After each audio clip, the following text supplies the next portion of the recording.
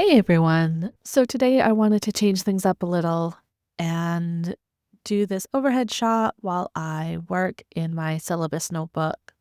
So you can kind of just have me on in the background while maybe you also do something creative. So here's what I've done in my notebook so far. I just added in the coloring pages that I've done over the past couple weeks. Essentially, what happened is I haven't done any of the homework for syllabus over the past 2 weeks. Don't really know what happened. I think some part burnout, some part perfectionism. And yeah, I just haven't done it. And then because I haven't done it, I was like, well, I can't record a YouTube video. But that was my excuse last week. And I really didn't want to make the same excuse this week. I really want to practice holding myself accountable to the things that I say I'm going to do, like keeping the promises I make to myself, and really engage in this practice of like devotion to my craft and to learning and to showing up, even when it's hard and even when it's uncomfortable. And even when I think I'm going to make a quote unquote bad video. And so I kind of decided of like, okay, I can miss 1 week, but I can't miss 2 weeks. I think I got this idea from Matt Diavella, who's like the big productivity habits person on YouTube. And he had a video about like how to stick with something for 30 days or like how to create a new habit. And the idea is like, yeah, you can miss 1 day, but don't miss 2 days. You just kind of be like, okay, I missed 1 day, no problem. Instead of just quitting, you just like, right, I just won't miss two. So you get right back up. And I really like that idea. And I think it allows for imperfection and it allows for life. I have a chronic illness and I'm neurodivergent, and sometimes just showing up is hard. And I want to honor that. But I don't want to let not showing up become the habit that I'm forming. And I think that's really easy for me to do, where it gets easier to not show up. And the other thing I'm trying to remind myself of a lot is like, I'm not trying to be a YouTuber. That's not my goal with this channel. I'm not trying to get 5,000 subscribers or 100,000 subscribers, or I'm not trying to become well known for making content. I would like to have a community here. I really love reading your comments, and it really helps knowing that some people are watching this and finding it useful.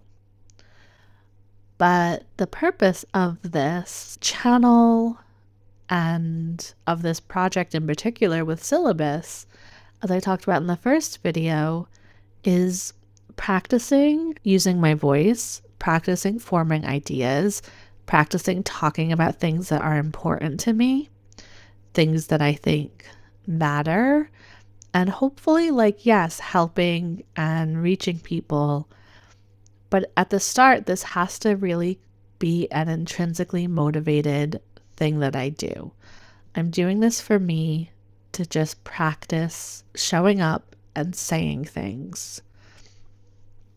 As I talked about, really like unlearning, masking, and being a chameleon and shapeshifting into who I think I should be, or who I think other people want me to be, or who I think other people would like me better as, and really just being like, how can I show up as me?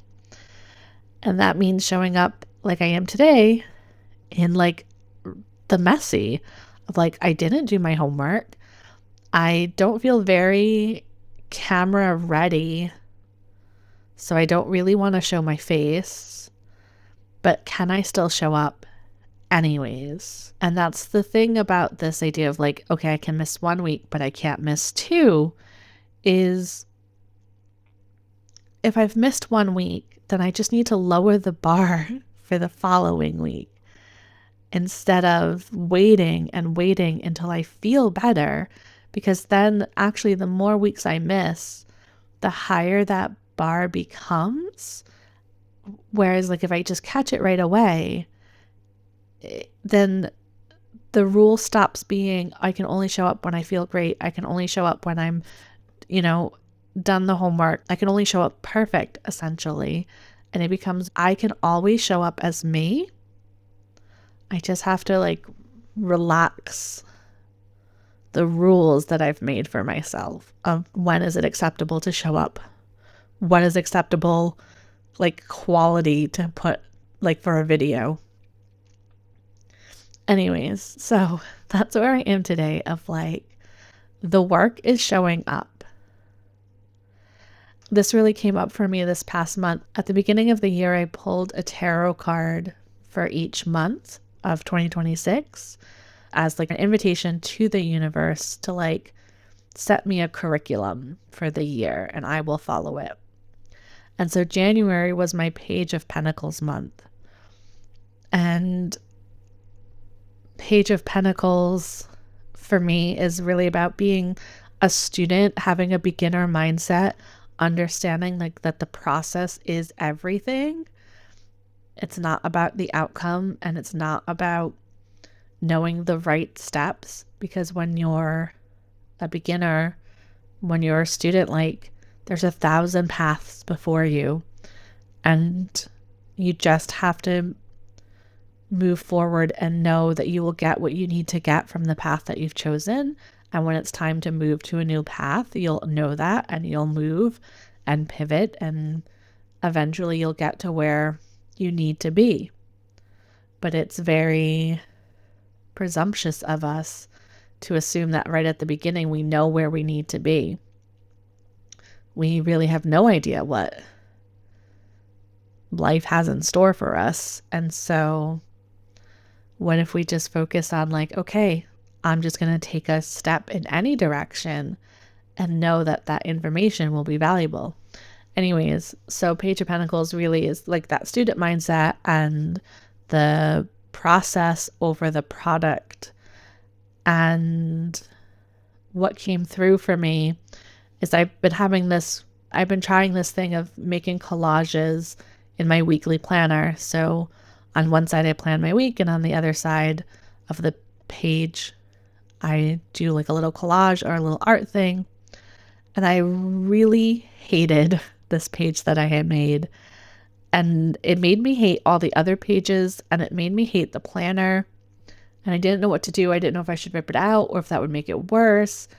Like, if I should just throw the journal away, which, I'm not going to do from like a financial or environmental standpoint. But this page, I really hated it. And I just was like, I've ruined the journal.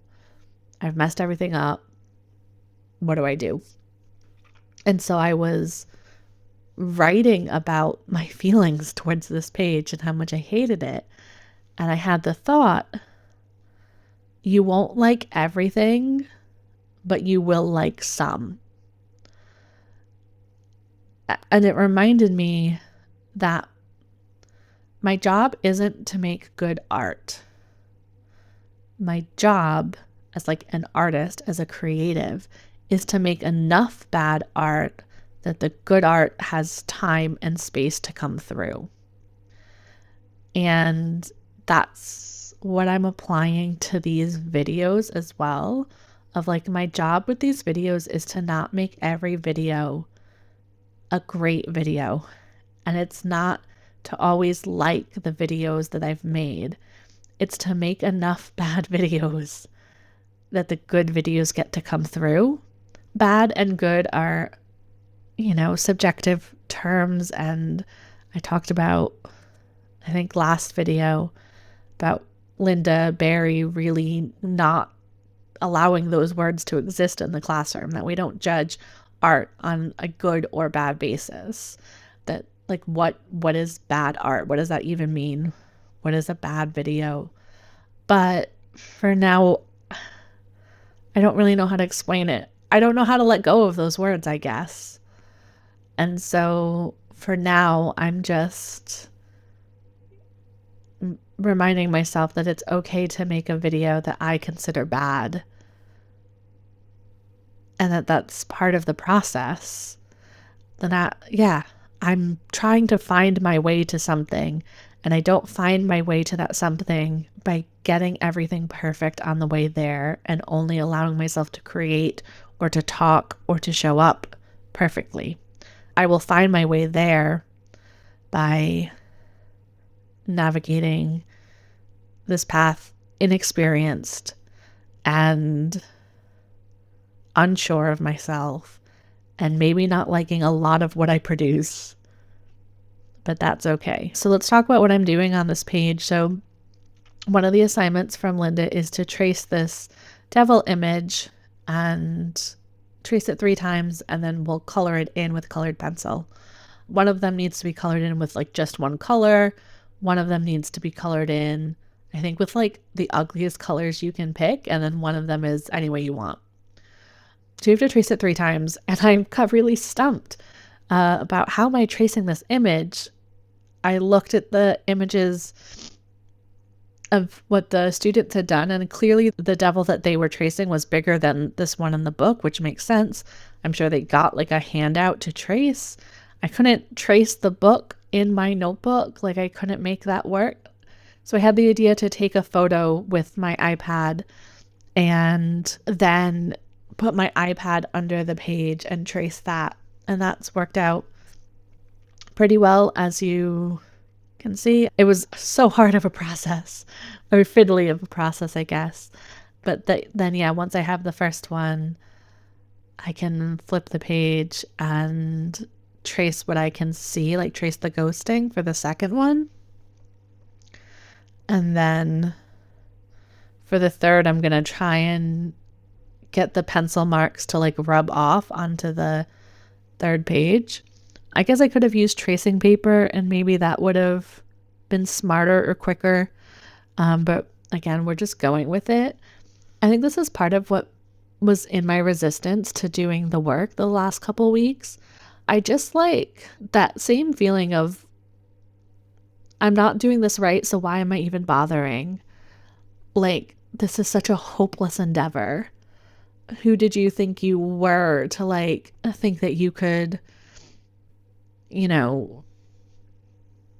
don't know, recreate this experience just from a book? Like, you're not in the classroom. It's never going to be the same, which is just such a demotivating voice to have in your head all the time, of just like, it's hopeless. Why are you even trying? You've messed it up. You've not done it right. Just stop. And yeah, it's again like reminding myself of what it is I'm trying to do. I'm not trying to perfectly recreate the experience of being in Lynda's college course. I can't do that. I'm trying to create an experience for myself. I think there's a sense that like I'm getting it all wrong, but like that I'm missing the point. That I don't know. I think there's a feeling like I'm taking the book too literally, because I only have Lynda's words in this book. I don't have like the experience of everything she teaches in the classroom. The best way I can explain this, the like metaphor that's coming to my head, is it feels like I'm trying to do like a paint by number of a Van Gogh painting, expecting to know what Van Gogh knew when he was painting that. Does that make any sense? That like I'm doing these really superficial things of coloring in pictures and tracing these images without like having the deeper meaning why, without having like the depth of being in the classroom. And so it's like my brain's just telling me like it's a very silly or foolish endeavor. And at the same time, I can hold that like a lot is coming up for me as I'm doing this, right? Like, I'm noticing the part of my brain that's like, you're just tracing things. This is silly. And I'm having all of these thoughts around like what my brain considers too silly to even try. And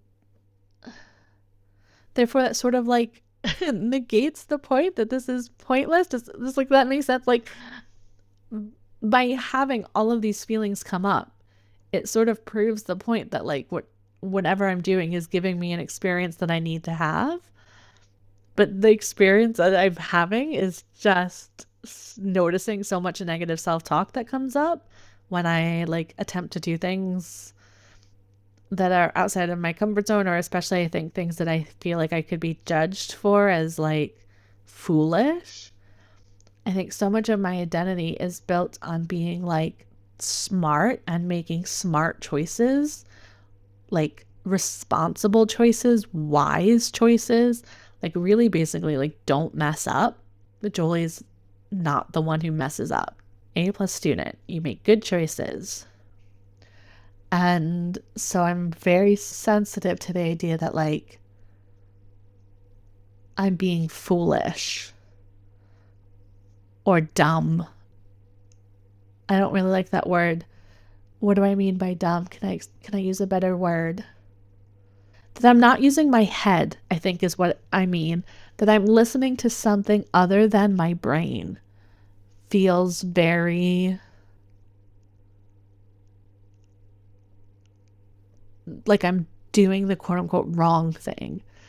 I'm not doing an intellectual thing because intellectually what I'm doing doesn't make sense. Like intellectually trying to recreate the exercises from this book and expect to have an experience. My brain tells me intellectually that doesn't add up. The math equation of that doesn't add up.